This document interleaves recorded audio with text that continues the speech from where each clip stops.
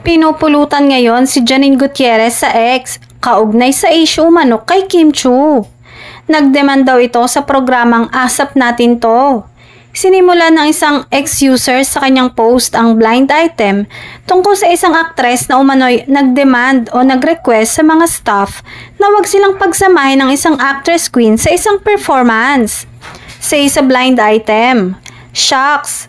Kung totoo man na ikaw pa yung nagdemand sa mga staff o writer ng isang musical variety show na bawal kayong magsama sa isang performance or hindi mo kayang i-introduce every time magpa-perform si actress queen. Syala mo din, girl." Nagbigay ito ng ibang clue sa sumunod niyang post na ang actress ay galing sa isang sikat na university. Mas pioneer raw si actress queen kesa sa kanya at anak daw ito ng isang celebrity. Pinangalanan naman ito at dinawit ang pangalan ni Janine Gutierrez at Kim Chiu. Walang basehan at posibleng haka-haka lang.